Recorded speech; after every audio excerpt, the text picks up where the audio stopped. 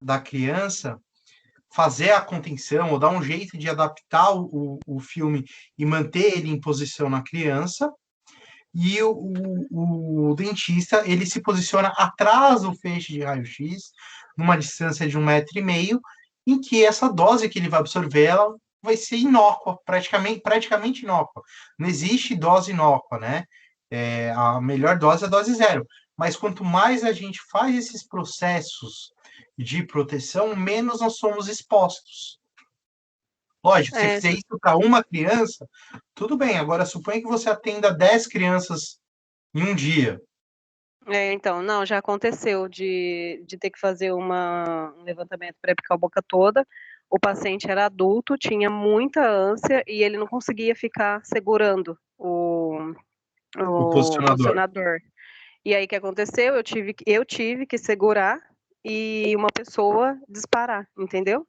Então Uhum. levei as O 14 importante, o importante é você se posicionar sempre atrás nos do cento e cone. oitenta graus ou 90 graus. Por quê? O raio-x ele não faz curva. Ele é uma Aham. reta, tá? Ele vai sair, mas ele vai abrir. Mas se você manter uma distância, né, uma distância de 1,5 m, ele perde a força de penetração. Isso ele se torna muito mais inerte no seu corpo, tá? Ele não tem tanto potencial de te causar dano. Sim, Entendeu? Ficou entendi. claro? Sim, obrigada, viu? Legal. Professor Eduardo, Oi. deixa eu fazer um comentário aqui, né? Eu tenho uma irmã que é veterinária, né? Então, Sim, nós trocamos muita informação das duas áreas. É como o tutor do animal. Ela é imaginologista, por uhum. coincidência. Então, ela fala, Virginia, o tutor que segura o animal, ela não vai se expor. Então, Exato. no caso de uma criança, a mãe que segura. No caso de um adulto, o companheiro, a companheira que segura, para o profissional não se expor, né?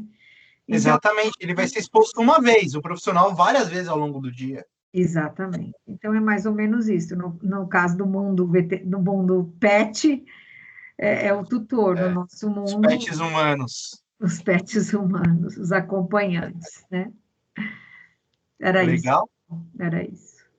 Vamos lá. Professor, Oi. com licença. O senhor tinha falado O anteriormente senhor que está no existe céu rogando por nós. Desculpa. Você tinha dito que anteriormente existe a dosagem máxima, né, de 50, que a pessoa pode ser exposta. E no caso, as pessoas que trabalham em clínica radiológica, quanto tempo seria, existe esse dado? Quanto tempo a energia precisa ser dissipada, ela gasta para ser dissipada do corpo? Ou não? Olha, não existe. Se eu te falar um dado concreto, tá? Esse valor existe, mas ele é muito plástico. Porque, assim, imagina uma seguinte situação: a paciente está no limite de dose, ela sofre um acidente de carro e ela precisa fazer uma tomografia para saber se ela está com alguma hemorragia interna. Entendeu? Então, isso Certo. muda bastante, porque cada caso é um caso. O importante, o que, que é? É você fazer uma tomada de decisão de quando faz o uso dessas imagens, se elas vão ser realmente benéficas. Eu já fiz tomografia de paciente que estava gestante. Ela estava com um quadro infeccioso muito alto, abscedando, e o dentista não conseguia saber qual era a origem. E o que, que é pior, neste caso? Ela fazer uma única dose, utilizando todo o processo de radioproteção, tá? E o clínico conseguir fazer a intervenção, tirar ela desse quadro agudo de infecção, ou ela continuar com nível de bacteremia no sangue elevado. Então, é tudo uma questão de risco-benefício. A gente sempre tem que estar dosando essa questão de risco-benefício.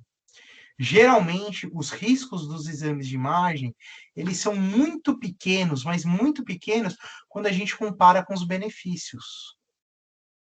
Legal? Legal, muito obrigado. Imagina. Professor, Oi. eu queria também, dentro dessa linha que você está falando, né, complementar com uma experiência que eu tive. Há muitos anos, eu atendi uma paciente, até ela era professora de uma filha minha, do prézinho, e tinha uma confiança em mim e tudo Aham. mais. E aí eu pedi uma tomo, porque ela queria fazer implante e tudo mais, e aí ela descobriu que ela estava grávida. E aí ficou desesperada, ai, Virgínia, eu fiz uma tomo, e agora? E aí eu falei, olha, frente à sua necessidade, agora é óbvio que você não vai fazer o implante, mas o risco, porque eu aprendi há muitos anos com meu professor de rádio. Você tem que tratar todos os pacientes sexualmente ativos como supostamente grávidos, Sim, certo? Né? Então, isso é para sempre. Então, aquele paciente que você sabe que está grávida, aquela paciente, né? Ok. E aquele que é sexualmente ativo pode estar grávido e você não que saber, não sabe. né? Então, é isso, ok, você está grávida, então é um risco que a gente chama, né, professor, de presumido. Então, Exato. está estatisticamente previsto, senão você só podia pedir tomografia para quem fez um exame e provou que não está grávido, né? É, Então, exatamente. é bem isso. O ponto central aqui é que todo cirurgião dentista, ou todo profissional, ele faz um trabalho melhor quando ele tem mais informação. Então, eu vou mostrar um caso para vocês aqui. Então, sem dar spoiler, esse é um caso de uma paciente jovem. Ela estava com muita dor. Quem me cedeu esse caso foi a doutora Thaís Sonoda. Ela é lá de Itapetininga, ela é endodontista, e ela, junto com o endodontista em Itapetininga, eles adquiriram um tomógrafo de alta resolução. Tá? Uma paciente jovem, ela estava com muita dor no molar, que quando faz a navegação nos vários planos, né, a gente já vê que tem um espessamento da mucosa sinusal, já tem um processo de inflamação no seio maxilar. Percorrendo os cortes, nós observamos que a raiz distal ela possui uma dupla dilaceração, ou seja, um detalhe anatômico de difícil diagnóstico, porque ele é muito sutil pela radiografia periapical e que muda muito a percepção clínica dela da rarefação, de como fazer abordagem endodôntica, né? Nós observamos que ele já tem uma rarefação óssea periapical e que ela interrompeu o assoalho da cavidade sinusal. Ou seja, esse processo de espessamento mucoso, ele já está gerando um comprometimento e uma infecção na cavidade sinusal dessa paciente. À medida em que percorre os cortes na raiz mesovestibular do dente 16, olha só, ela consegue identificar um conduto mesovestibular, e na região do conduto mesopalatino, percebam, ele não tem um único conduto mesopalatino. Esse dente ele tem todo um sistema difuso de múltiplo de condutos mesopalatinos que se comunicam a todo momento com um conduto mesovestibular, formando uma rede, né, um complexo de intercondutos. E isso modifica muito a forma dela fazer abordagem. E modifica completamente o planejamento e o plano de tratamento. Coisa que antes desse aparelho ninguém nem imaginava, a não ser após a exodontia, né, professor? Exatamente. Você só conseguia após a remoção desse dente. Minha mãe é dentista e ela fazia muito canal. E eu Sim. falo para ela, mãe, você não sabe a variação. Ela precisou, acho, fazer um canal num paciente dela. E eu falei, mãe, faz uma tomo. Eu não sei se o caso eu tirei da aula. Aí eu falei, mãe, faz uma tomo. Ela Uhum. falou, não precisa. É só um canal, é um pré, é simples. Na verdade, como eu vejo bastante imagem desse jeito, né? Uhum. Eu falo, não existe nada como um pré-molar. Um pré-molar, ele sempre vai te surpreender. Porque é um dente com uma variabilidade anatômica muito grande, em que se a gente Agora, trata ele de uma forma convencional, ele vai aprontar com a gente no futuro. Agora está me vindo duas perguntas aqui, professor. Primeiro, por isso, será que é por isso que a gente vê tanta ausência de pré-molar? Que é comum, né? E é um dente esteticamente tão importante, você vai ver lá o paciente sorrir sem o pré. Primeira coisa. Exatamente. Agora, outra coisa, né? É caro tomografia, né, Eduardo? É caro. Então, já imaginou se a gente pudesse fazer tomo de tudo, né? Sim, sim. Tem que ter uma indicação. Eu acho que a tomografia, ela ainda é cara, mas Uhum. é uma relação. Eu sempre brinco com os meus amigos. Meus amigos dentistas, eles falam: Ah, você acha que eu tenho que fazer tomografia para todo mundo? Eu falo: Não, mas eu acho que se você vai fazer um plano de tratamento, que o paciente vai gastar R$ 5.000, R$ 6.000, dedicar uma parte desse tratamento num orçamento para você ter um embasamento de imagem legal, uma documentação bem feita, imagens de qualidade, para você fazer um planejamento muito mais assertivo, né? Às vezes pode até compensar mais. O que eu vejo muito também é muito dentista subestimando o laudo da radiografia panorâmica. Muitas vezes, a radiografia panorâmica, o laudo dela, ele complementa as informações clínicas que você tem, fazendo um diagnóstico precoce de problemas que você pode fazer uma intervenção muito mais cedo.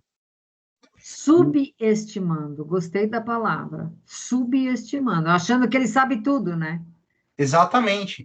Tem Uhum. amigo que fala, eu pego o laudinho que vocês fazem, eu nem olho. Eu falo, vai lá. Meu, consigo ver tudo. Aí eu brinco, quantas radiografias você vê por mês? Panorâmica? Sei lá, umas 2, 3 por dia. Bem, eu vejo 30, 40. É verdade, Né? é verdade. Porque a gente soma, né, Eduardo? A gente não sabe tudo. Hoje o conhecimento, ele é tão grande, né? Eu diria assim que ele é até infinito, né? Porque eu sei bem É, de um assunto, você sabe bem de outro assunto. É impossível saber bem de tudo, né? eu brinco, professor, que quanto mais eu estudo, mais burro eu fico. Né? Olha, bela frase, bela Porque frase. parece que quanto mais a gente estuda, mais coisa tem para aprender. E não para. A gente aprende todo dia, né? Todo dia, Exato. todo dia. É verdade. Eduardo, Oi. eu tive uma experiência também com tomografia, que eu precisei fazer um canal, e aí eu fiz esse canal, e depois que passou a anestesia, eu percebi que o meu rosto ficou adormecido. Então eu liguei para a dentista e questionei com ela que a anestesia não passava. E aí ela falou para mim assim que era normal, que até 3 dias podia ficar assim. E aí eu fiquei, e aí eu sentia muita dor, e eu sempre ligando, e ela falando que era normal, que era normal. E aí a minha irmã é dentista, e eu questionei com a minha irmã. E a minha irmã falou: não, não é normal sentir dor.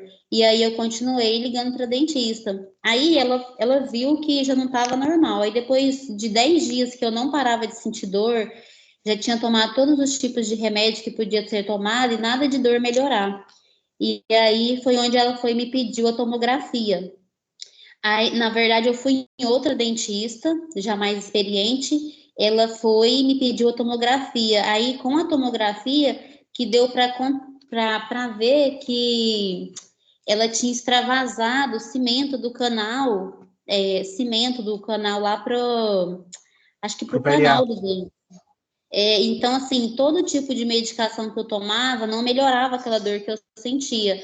Então, só com essa tomografia que foi possível ver. E ela falou que não pediu a tomografia porque era muito cara. Aí eu falei, mas não tem preço a dor que eu senti todos esses dias, né? Aí eu sei que Exato. no final de tudo, ela pagou essa tomografia, me pediu desculpa, e aí eu tive que fazer alguma sessão de laser para melhorar a parestesia. Uhum. E até hoje eu ainda sinto, já vai para 3 anos, eu sinto um pouquinho ainda. Não melhorou total. É muito comum o paciente que tratou premolar, por exemplo, voltar com dor, rosto inchado. e na verdade é um outro canal que estava naquele dente que não foi acessado e que continuou. Isso realmente é muito comum. E parte para o seguinte ponto aqui, ó, que na verdade todo cirurgião dentista ele faz um trabalho melhor quando ele tem mais informação, e essa informação é uma informação de qualidade. Então, vocês lembram aquele molar que eu mostrei para vocês? Olha o que o endodontista conseguiu fazer. Então, aqui está a reconstrução tridimensional, né? Fazendo a manipulação. E vamos fazer as manipulações dos cortes tomográficos. Olha só. Reformatando para essa raiz, a gente já observa que a mucosite reacional que tinha na cavidade sinusal, aquela reação inflamatória, ela já saiu, né? Já entrou num processo de redução da inflamação local. E não só isso, o que mais me impressiona foi a habilidade da doutora Thais, que conseguiu não só fazer a obturação desse conduto, né? Como fazer o selamento de todos esses intercondutos. Eu contei 7 uma hora, né? Mostrando a importância do potencial de diagnóstico dessas técnicas de imagem. Então, quais são as vantagens, né? Principalmente quando aplicadas em endodontia? A gente consegue ter uma visão espacial do elemento dentário e das suas estruturas, numa alta resolução.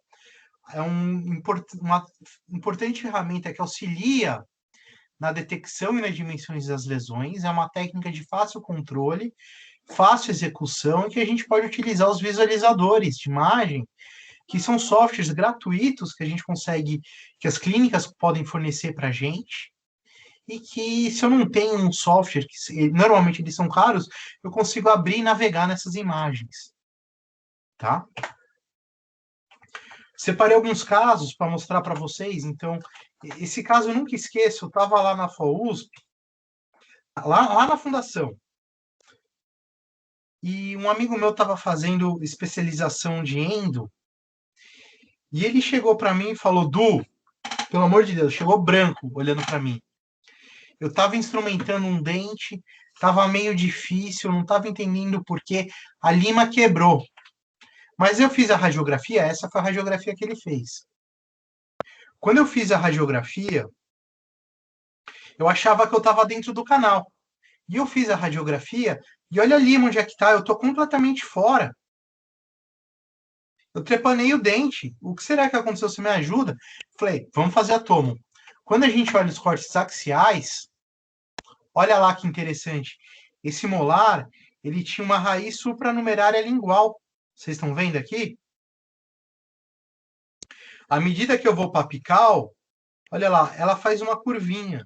E foi esse o ponto que ele quebrou. Quando você olha na radiografia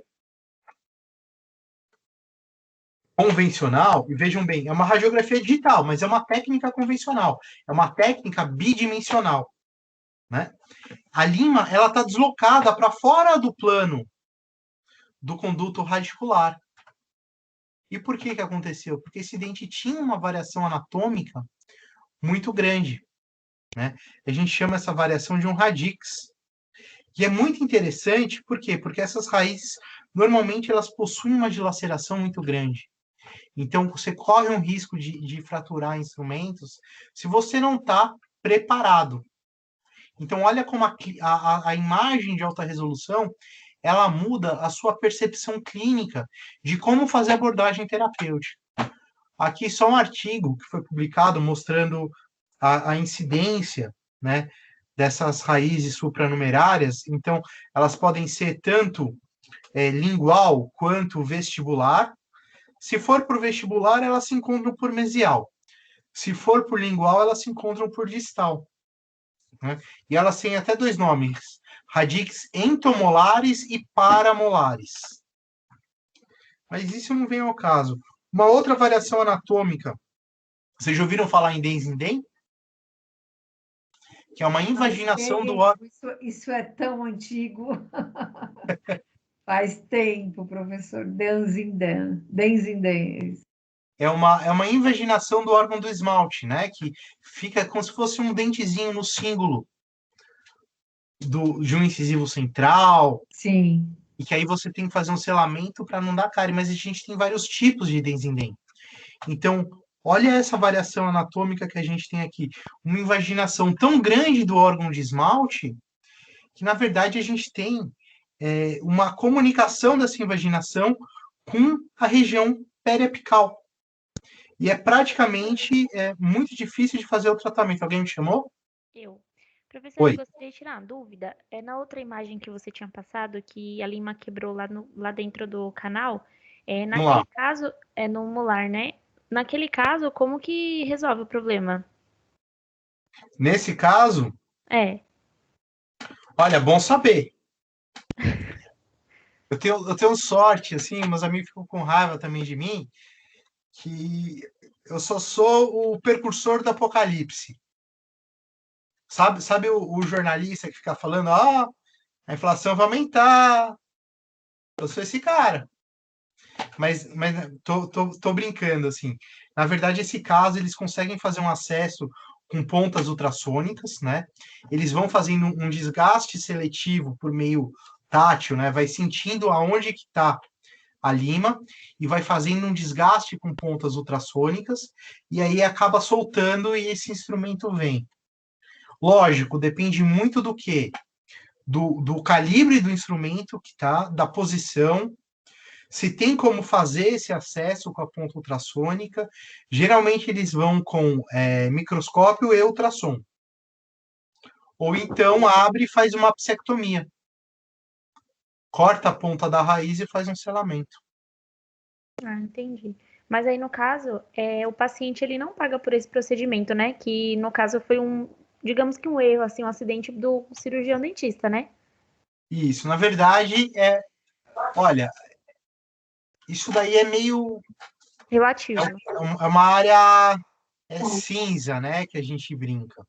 Uhum. Por quê? Porque todo procedimento é um procedimento de risco. Então, é uma chance de acontecer. Você faz uma cirurgia, tem uma chance de você não voltar da anestesia. Isso pode acontecer. Você faz um canal, tem uma chance da lima fraturar.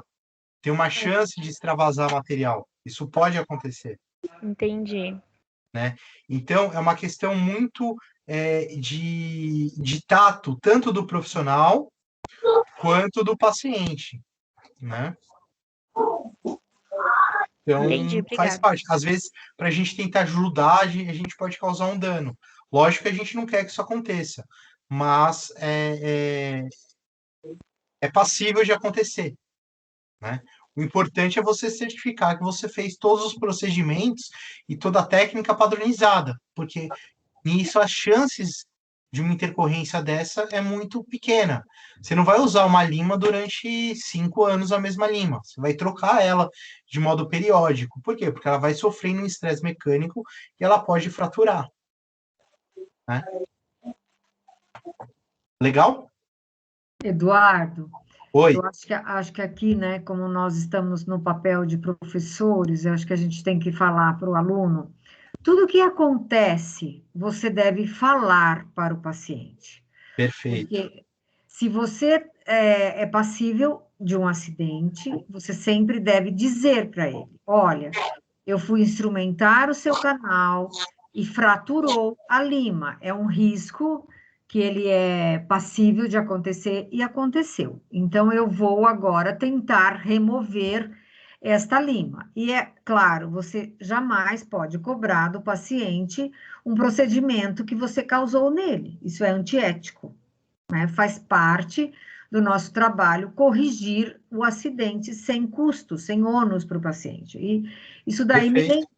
isso daí me lembrou uma vez num paciente, e eu tenho como hábito, né? Cada um tem um jeito de ser, eu rezo. Quando acontece alguma coisa errada com o meu paciente, eu já estou de máscara, né? Porque é um hábito nosso da vida toda, eu começo a rezar. Então, uma vez eu fui preparar um núcleo num paciente, e eu quebrei uma broca de piso dentro do canal. Aí eu comecei a rezar. E como o Eduardo falou que ele é o precursor do apocalipse, eu sei, eu acho que eu sou a precursora de que tudo dá certo. Então, eu tenho tanta certeza que eu vou conseguir. E aí eu comecei lá com uma outra broca de piso ou com uma lima, não lembro direito. Aí eu comecei a rezar e fui e tirei. Consegui remover, e contei para o paciente, olha, fraturei uma lima, uma broca aqui dentro, eu estou tentando tirar e aí eu rezo e tirei. Então, assim, são situações, né? E eu estou aqui com os meus alunos de Campinas, que eu fiquei 2 anos em Campinas e já estou há 8 meses, 9 meses na Vila Mariana, e eu sempre falo para os meus alunos: gente, tem alguém com o microfone aberto, por favor, feche. Nós somos os comandantes do navio, tá?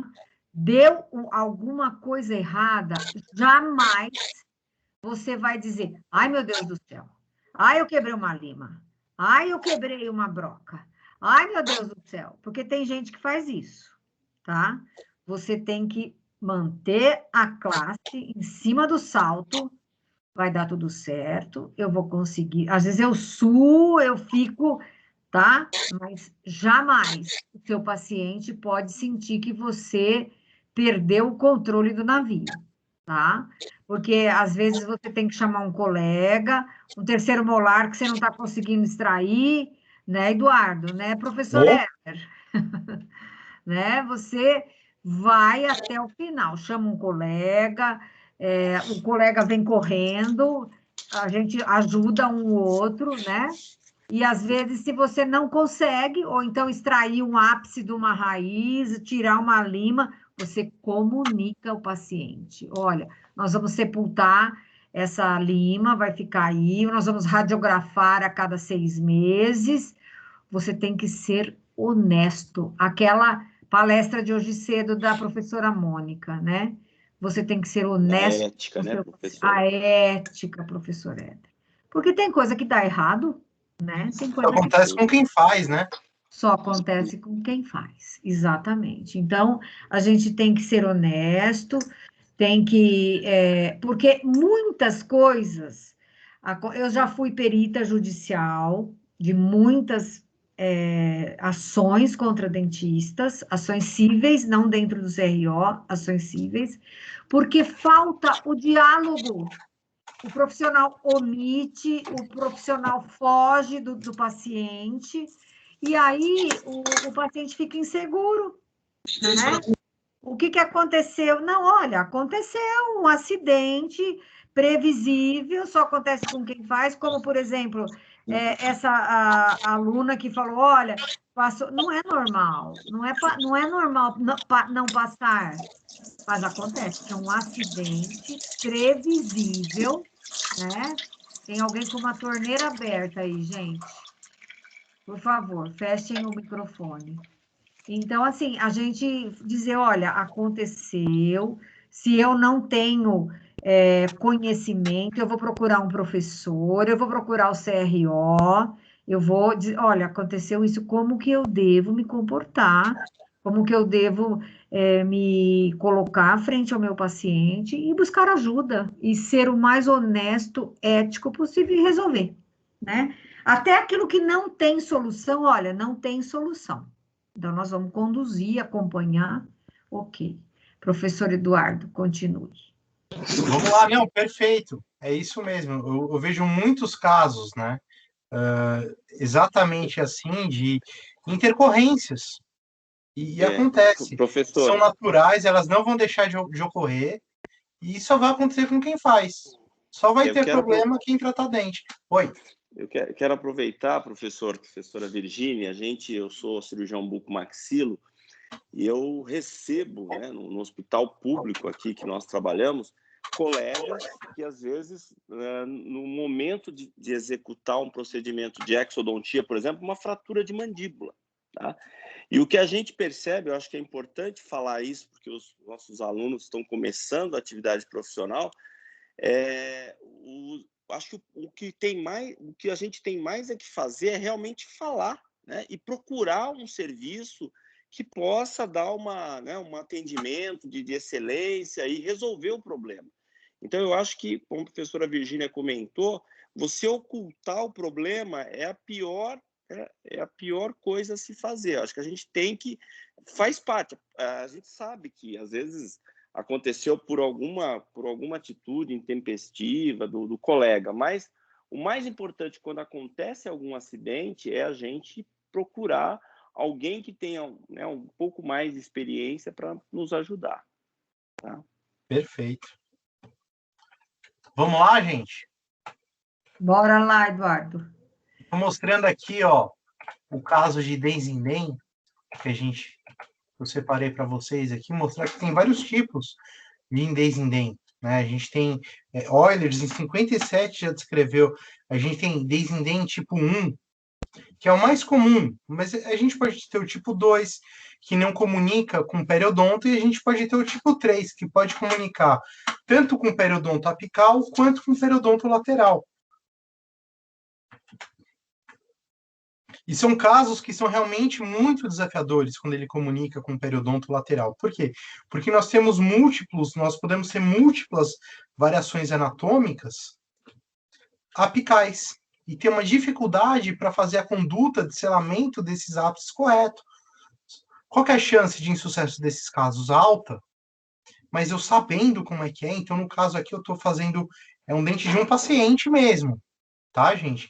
Eu fiz a segmentação dessa invaginação apical e a segmentação do forame apical. Então, ele não tem um forame circular determinado, ele tem um forame ovalado. Isso é muito difícil de ser obturado.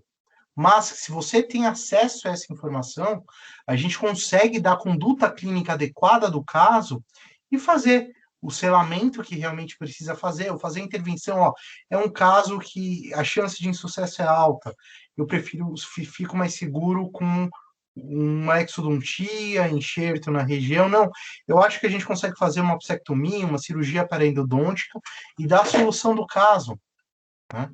Localização de forames apicais, então aqui a gente localizando um forame apical no incisivo, com filtros específicos.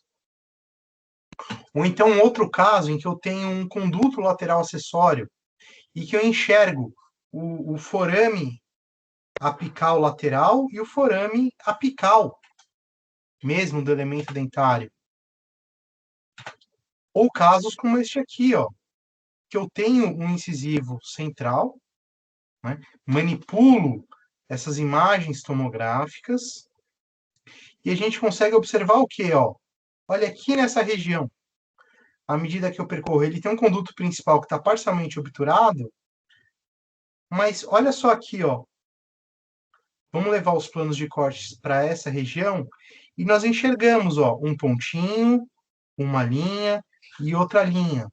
Esse paciente tem uma variação anatômica, um canal acessório localizado para o vestibular, que é muito difícil. Olha aqui. Olha o forame apical e o forame desse canal vestibular, que a gente consegue enxergar. Condutos mesiopalatinos, então, que normalmente eles são atrésicos, mas eles são muito presentes, né? E esse é um trabalho também que eu uso bastante, mostrando a incidência do conduto mesiopalatino na população. Então, é um trabalho que pegou várias localidades no mundo e mostrou a incidência desse reparo anatômico. No Brasil, 82,4% dos molares, eles têm o conduto mesiopalatino. Então, quando você faz o acesso de um molar, um acesso endodôntico, já faz aquele acesso modificado para procurar, para saber se tem, porque a incidência de ter e você não ver é alta. E aí você pode gerar um caso de insucesso, como este aqui. O paciente, ele quebrou a coroa, e o Patrick Baltieri, que me cedeu o caso, fez a tomografia em que, por meio dela, ele observou um aumento do espaço pericementário. Ele falou, bem, eu vou fazer uma coroa nesse dente, sabendo que já tem ali um problema. Ele identificou o conduto mesiopalatino, fez o acesso endodôntico, conseguiu fazer a limpeza, a desinfecção só do conduto mesiopalatino, né? Então, se a gente observar na tomografia, a região do conduto mesovestibular, ele estava bem preservado, ele estava ok. O problema, ele vinha exclusivamente do conduto mesiopalatino, e que foi optado por fazer um tratamento seletivo desse conduto. E por meio desse tratamento, ele conseguiu obturar e ter sucesso. Ó, coloquei na aula aquele caso de um premolar, um segundo premolar,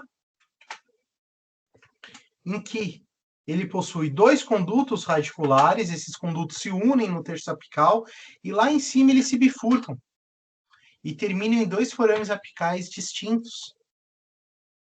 Ou seja, uma informação de difícil acesso somente com o uso de uma radiografia convencional. Mostrando a importância de como essas imagens, elas modificam o dia a dia clínico.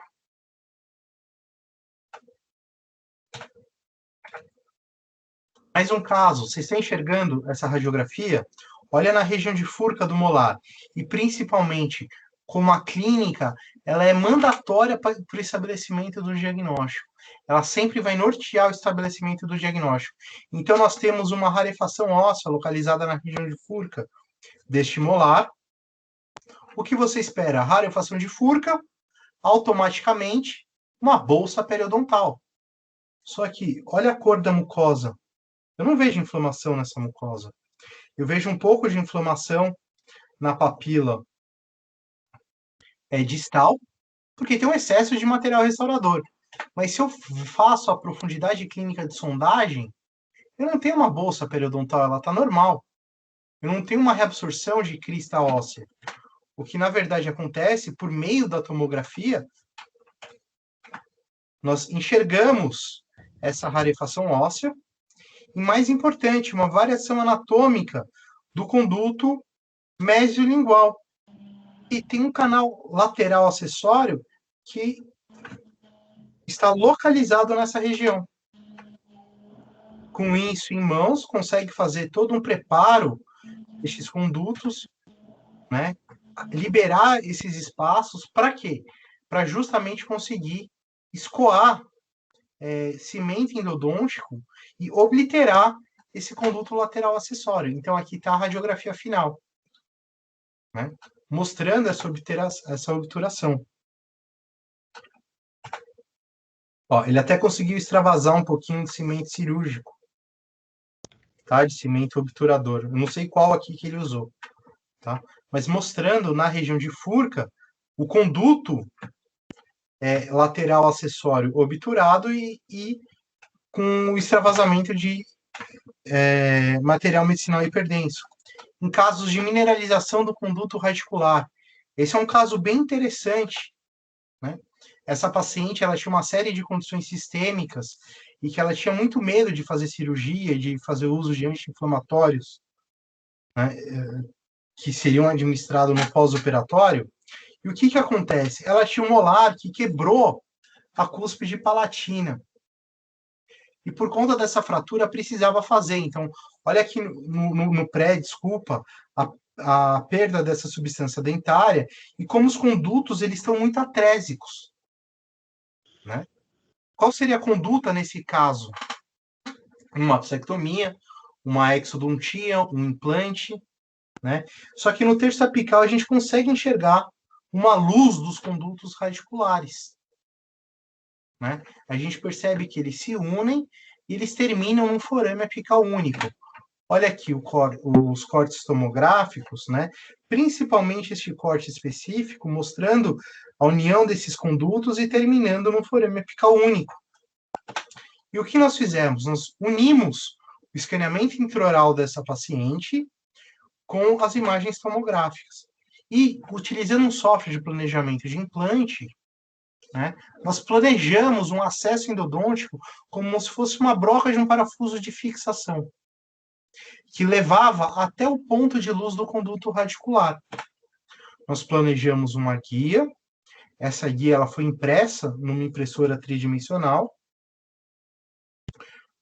e aqui está a guia impressa, mostrando a broca, né, do parafuso de fixação, parafusos de fixação, e aqui o protocolo que a gente chama de Endoguide, em que nós fizemos, primeiramente, uma prova de adaptação dessa guia que foi impressa.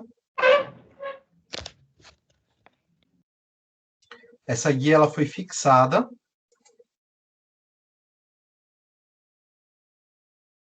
na cavidade bucal do paciente.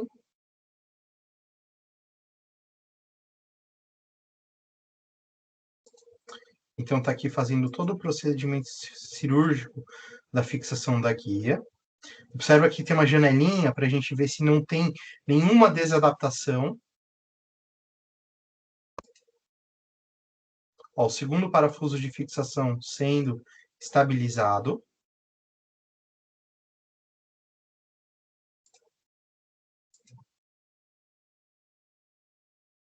A guia fixada.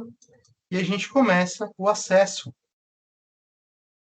daquele conduto, seguindo todo o planejamento. Fazendo a irrigação, levando essa broca até o terço de luz visível do conduto radicular. Evitando desgastes, evitando dessa forma desgastes desnecessários no elemento dentário. Então, aqui a gente está fazendo todo o procedimento de irrigação, né? Para limpar toda a smear layer que fica.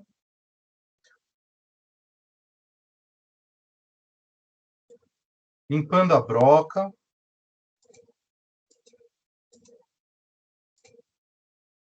E aqui voltando para fazer o acesso endodôntico. Ou seja, um acesso endodôntico guiado, que está ultrapassando a região de mineralização pulpar e atingindo apenas a região de luz visível do conduto. Né? Então, aqui a guia adaptada, a broca indo diretamente ao ponto de luz visível do conduto radicular, aí a lima, quando fez o acesso endodôntico, e a confirmação na radiografia de odontometria, mostrando que a gente está realmente ali, ó, o localizador apical, mostrando que nós estamos realmente no forame apical do elemento dentário, a odontometria, a prova do cone e a prova de obturação. E aqui está o caso inicial. Então, por meio da tomografia, nós conseguimos fazer uma técnica menos invasiva, evitando uma cirurgia na paciente, né? E mudando a perspectiva de tratamento deste caso, né? Fazendo a manutenção desse dente por mais algum tempo na cavidade bucal. Né?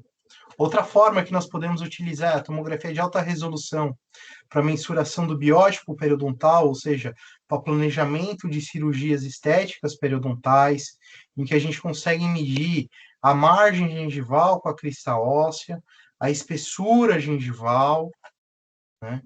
Utilizando filtros para observar a crista óssea marginal, a junção cemento-esmalte e a gengiva marginal do paciente. Né? Utilizar a tomografia para pesquisar fraturas e trincas radiculares. Então, aqui está um caso de fratura, aqui está um outro caso que é bem legal de fratura, em que a gente observa um defeito ósseo vertical bem localizado na crista óssea vestibular da raiz distal, né, do dente 46, em que, à medida que nós fazemos os cortes tomográficos e estamos seguindo os cortes axiais para apical, nós conseguimos ver uma linha de fratura na raiz mesial, na raiz distal do dente 46, olha o defeito ósseo bem localizado, e é um caso bem legal que a dentista até me mandou um videozinho que conseguiu fazer o diagnóstico ali, o dente estava realmente fraturado, e o paciente não queria acreditar, né?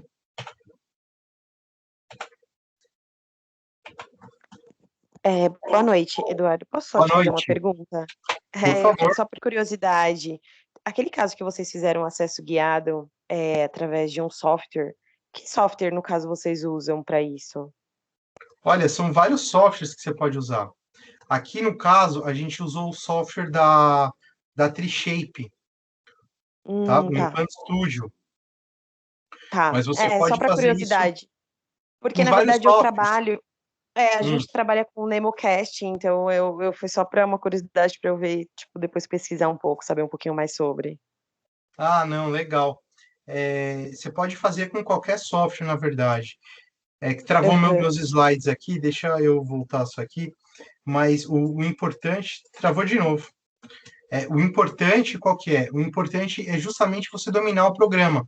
Porque uma vez que você domina o programa, você consegue fazer toda a parte manual do planejamento em determinar o tamanho e as extensões das brocas, né? Sim.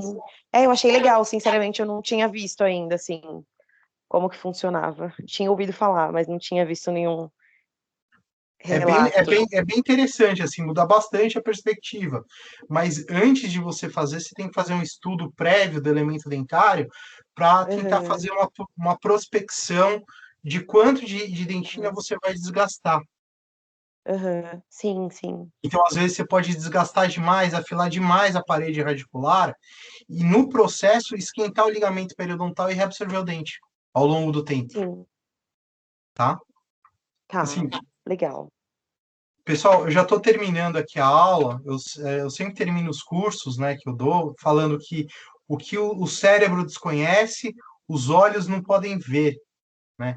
Então, todo esse nosso processo de diagnóstico, ele é um processo que a gente precisa estudar bastante, né?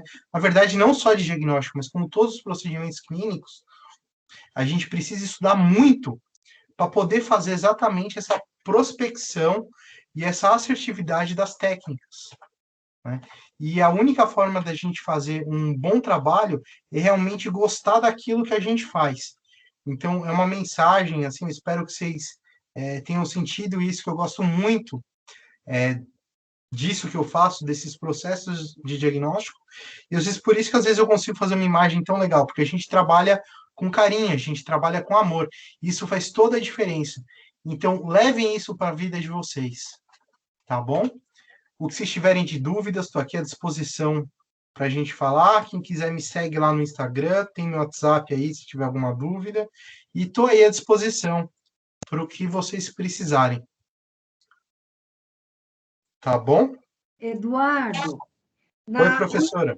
no início da apresentação, você falou de seguir na indoor, da discussão de casos. Eu não gravei. Vou colocar aqui. Aonde? É um Instagram? É um Instagram. Ah, qual é, Pro? Aqui, ó. É @eduailib, que é o meu, e @indoor radiologia. Ah, tá. Já te sigo no seu pessoal, é o Indoor Radiologia. Legal. Aqui, ó. Opa. Tá aqui.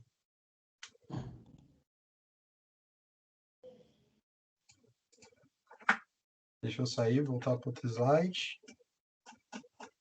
Pessoal, não repara não que vocês estão vendo minha careca aí, é porque meu computador ele fica em outro plano. Aí quando eu ligo a câmera, eu até tentei colocar uma, mas não deu certo. Ai, meu Deus, tanta coisa bonita que você viu, você está preocupado, você mostrou, você está preocupado com a careca. Ninguém nem viu a sua careca, Eduardo. Gente, alguém tem alguma pergunta mais? Eu tenho, professora. Pois não. Eu queria saber do Eduardo, do professor Eduardo, a gente sabe que a tomografia computadorizada, a convencional, ela usa praticamente as mesmas técnicas, né? Utiliza raio-x para obter imagem. E qual é a diferença da tomografia computadorizada convencional para a tomografia de feixe cônico? Então vamos lá, tem uma diferença aí, é um pouco conceitual, porque na verdade você falou duas coisas diferentes, tá? Me permite te corrigir. A tomografia convencional é uma tomografia linear, não é uma tomografia computadorizada. Tá? Então, é uma tomografia que é feita por equipamentos, que a gente seleciona feixes, angulações precisas e indicadas para ter uma imagem topográfica, mas que geralmente ela é mais um borrão, então hoje a gente não usa mais. A gente utiliza a técnica computadorizada. As técnicas computadorizadas, tá? Elas se dividem de duas formas que nós fazemos uso. A tomografia multislice e a tomografia cone beam. Tá? Eu falei da tomografia cone beam. A tomografia multislice é aquela tomografia médica. Eu tirei aqui, mas eu coloco aqui para vocês verem. Deixa eu achar.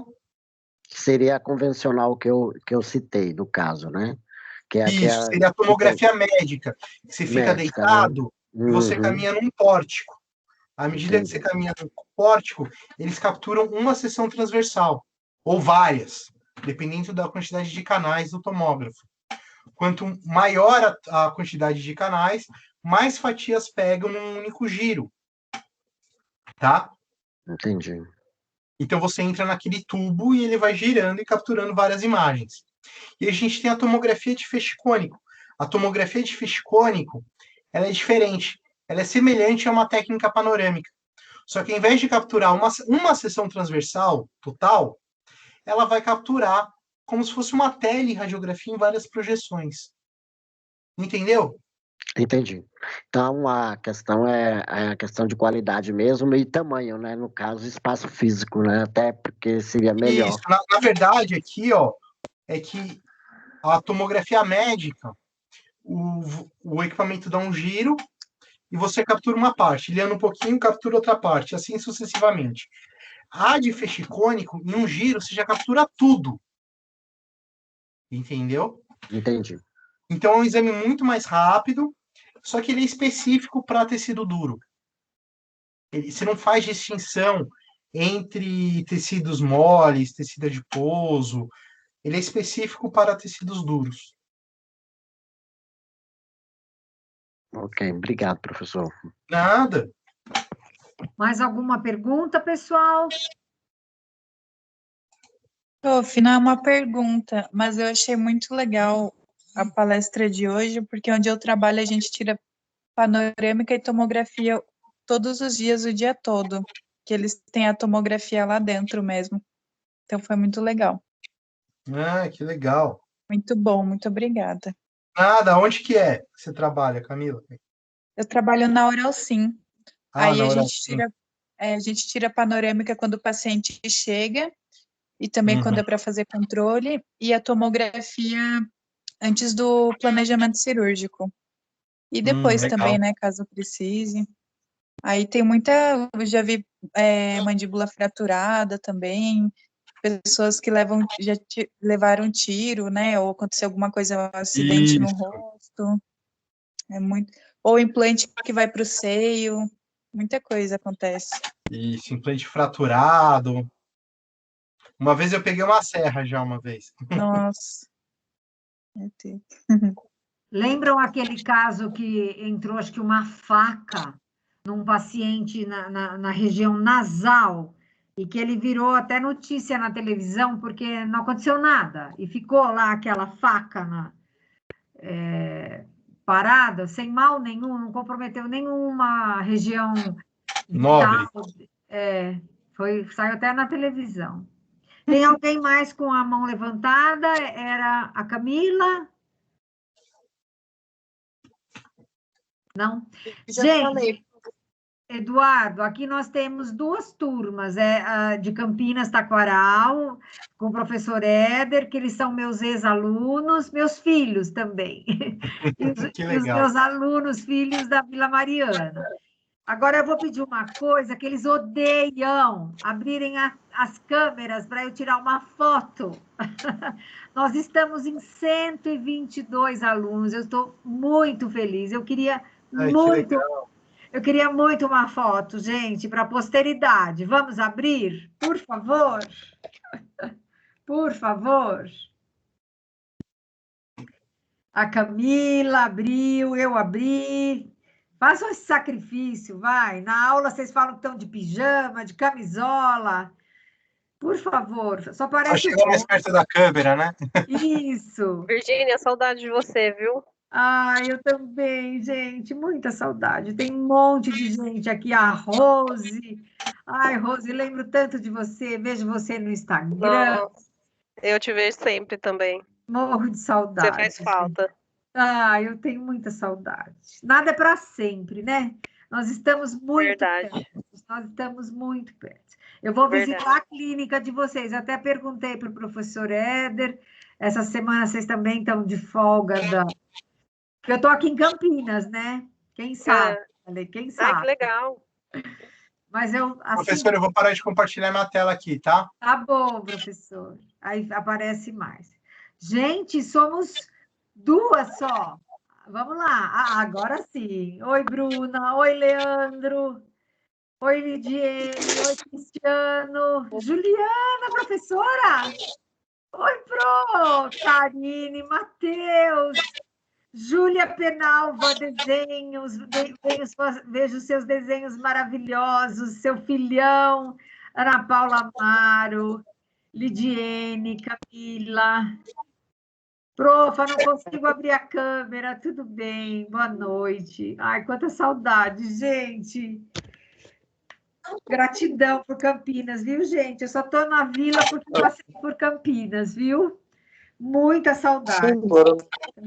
Muita, muita. Já tirei a foto, vou tirar outra. Vou mandar para o professor. A gente se preparar Oi? para fazer uma pose todo mundo. Olha lá, Eduardo. Professora Virgínia. Oi. Está intimada a nos visitar lá, hein, por favor. Não, eu vou. Eu falei que eu ia agora uma DR. Eu falei que eu ia na inauguração, ninguém me convidou.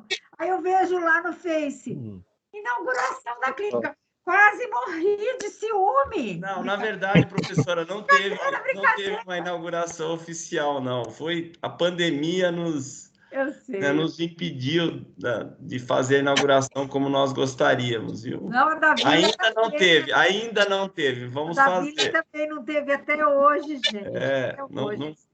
Eu vou. Outro dia um aluno me chamou no Insta, vem ver a gente. Eu falei, eu vou. Aí já perguntei se ia ter. Oi, Matheus! Professora Juliana aqui também com a gente. Obrigado, professora. Delícia, gente, delícia. Vocês são meus filhos. Eu falei que eu vou na formatura de cílios postiços, viu? Na da Vila e na de Campinas. Paula Rodrigues, Paulinha, linda. Fani, você está no GRAAC, Fani? Não, terminou em fevereiro, professora. Ah, já foi? Que legal. Já foi. Que legal. Foi maravilhoso. Muito obrigada por ter me ajudado, viu? Não te ajudei, não. Foi mérito seu, gente. Imagina. Muito obrigada. Imagina. Bom, gente... Professora. Oi. É uma dúvida. Eu vi as meninas, a representante colocou no grupo que essa palestra, né, esse curso estava valendo um certificado para a gente colocar no próprio portal do aluno. Então, para solicitar para você, é só mandar um e-mail com o nome completo? Como que é? Eu não entendi. Colocar no portal do aluno, não é válido para... Não é válido? Não é válido. É válido para, primeiro, conhecimento, aprendizado e para o currículo de vocês.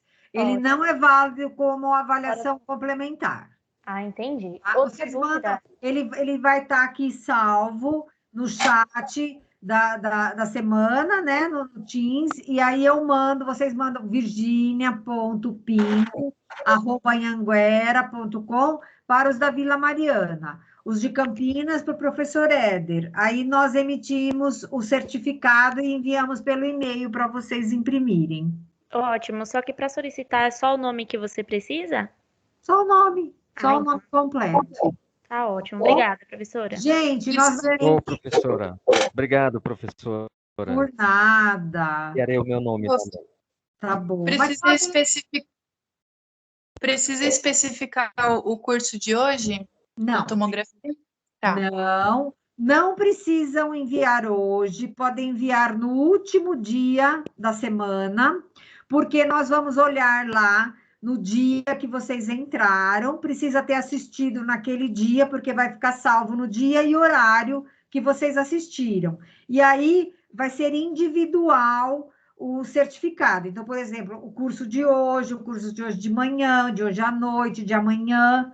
Então, não percam. Gente, amanhã é aquela professora Sandra Raal, que deu o curso de facetas, que vocês gostaram tanto, né, de dentística. E aí amanhã à noite é sobre tabagismo. Vai ter vários cursos que vocês já tiveram nas nossas lives do ano passado, né?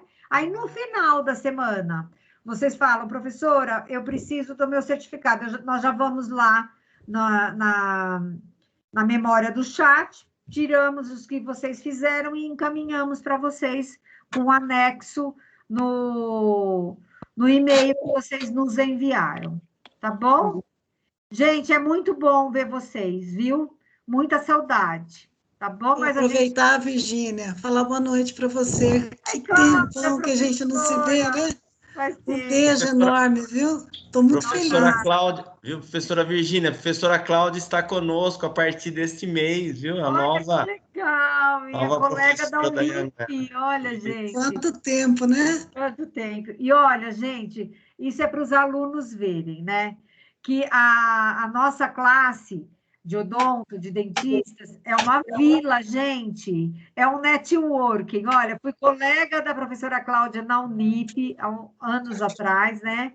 E agora estamos juntos, né? Professor Éder, a gente vai somando. Professor Eduardo, conheci ano passado no curso, né? Veio uma meio digital, né? Completamente. Meio digital, completamente. Nunca vi o professor Eduardo pessoalmente, né? E aí vem de desmistificar esse mundo online, que a gente tinha tanto preconceito, né? Olha lá, esse mundo digital que a gente achava que era impossível a gente ter relações profissionais, afetivas e tudo mais. E a gente firmou aula online, né? Olha só a riqueza. E seus pais, professor Eduardo? É que seu pai chama Silvio Eduardo, né? Meu pai é Silvio Eduardo. É, por isso que eu fiz. Falei, vai ver que ele tá com o cabelo um pouco, né? Hoje todo mundo, né? Tão jovem, né? Você começou, professor Éder, você foi aluno do pai dele? Eu fui aluno, o pai dele dava aula de pacientes especiais na Camilo Castelo Branco. Olha só, que pequeno. Eu fui aluno dos pais dele. Os dois davam aula na disciplina de pacientes especiais. Olha só, gente. Da turma de 87, professora. Eles estavam começando, já estavam um tempo já em pacientes especiais. Olha só. E você não quis seguir a área deles, Eduardo? É que, na verdade, professora, meus pais, eles pararam. Ah, tá. Com clínica. Sim. E em 2001, eles abandonaram a clínica e foram para os Estados Unidos. E aí eles seguiram carreira laboratorial. Então, eles fizeram muito... Eles fazem... Não fazem mais, já estão aposentando. Mas eles fazem muita pesquisa com células-tronco. Olha, que legal. Então, eles têm um trabalho muito forte com isso. É bem legal. E eles vivem lá? Não, eles vivem aqui. Eles dão aula na Unifesp. Olha. Os dois são professores da Unifesp. Tem um laboratório deles lá. Então, mande um abraço, por favor, professor. Pode deixar. Tá? A turma de 87. Não, e é interessante, né? Porque eu vi assim... Eu ia até te perguntar uma coisa, Eduardo. Será que tem algum endodontista no mundo já que tem um tomógrafo acoplado ao consultório? Então, na verdade, eu dei exemplo de dois, né? A Thaís endodontista que tem, olha só, e o Patrick endodontista que tem. Aqui no Brasil? Patrick, aqui no Brasil. Ele comprou lá em Piracicaba, que não tinha um tomógrafo na região. Olha só. Aí ele investiu lá para uso próprio, e aí ele está montando o serviço agora. A gente tem o Alessandro Coelho com a Thaís em Itapetininga. Os dois são endodontistas e fizeram a mesma coisa. Aqui em São Paulo, a gente tem o Dr. Alex Ottani, que comprou. Olha. Em Belo Horizonte, o Fred Laperieri. Então tá tendo bastante, porque modifica muito, né? Então, eu na minha pequenez, né? Porque não faço endo, tô fora desse mundo. Eu fiquei imaginando ele mandando para indoor para fazer a tomografia, voltando para o consultório dele. Não, mas aí tem que mandar mesmo, viu? Não. Aí se não mandar, não vale. Então, eu fiquei imaginando, vai, volta, faz a odontometria, volta, fiquei imaginando, né? Então, porque eu fico imaginando, né? Uma vez eu fui no CIOSP e eu fiquei, que estava surgindo o raio-x, oh, meu Deus, digital, isso. E aí eu vi também um aparelho para fazer bloco de cerâmico, também Falei, gente, quanto que eu não preciso gastar nesse congresso para eu ter um consultório bacana, né? Falei, não dá. Mas as coisas foram melhorando de preço, né? Então as pessoas começaram a ter tudo digital e tudo mais. Então. Começa alto e vai baixando, né? Vai baixando, exatamente. E aí teve uma época que eu até cheguei a mandar para fazer coroa cerâmica na Suíça ou na Suécia, não lembro, que a gente mandava digitalizado e ele mandava pelo Sedex. Agora já tem tudo isso aqui, né? Então, as coisas vão evoluindo e principalmente o preço, né, gente? As coisas têm que ter... Porque eu sempre, eu que trabalho com oncologia, eu tenho uma frase que eu sou sempre preocupada com o acesso das coisas, né? Uma vez eu estava fazendo o meu mestrado em oncologia e saiu na capa da Veja, de câncer. Tem, mas não para todos, né? Então, a ideia é essa, a gente ter para todos, né? Então, eu fico super feliz de saber que tem dentistas em Piracicaba, tem dentista em Itapetininga, porque fica em grandes centros, fica no Einstein, fica no Sírio-Libanês, mas as coisas vão se democratizando, né? Sim. E a gente fica feliz de ver que os pacientes vão tendo acesso, que os dentistas vão tendo acesso, e a gente vai passando para os alunos, né? Tendo as coisas de verdade, né? É muito legal, muito bom. Nossa, eu estou muito feliz, gente. Que bom, obrigado pelo convite aí. Obrigada. Obrigado a todo mundo, viu? Foi muito legal. Por ter aceito. E amanhã estamos aqui de novo, gente, 10 horas, tá bom? Ok. Obrigada, gente. Até amanhã. Valeu, gente. Obrigado, até mais. Obrigada. Tchau, Ed. Tchau. Valeu, um abraço, tudo de bom. Um abraço. Obrigado, Tchau. parabéns. Parabéns, Eduardo. Valeu, obrigado. Espero que vocês tenham gostado, gente. Até mais. Até mais. Tchau. Boa noite, obrigada. Boa noite a todos. Boa noite.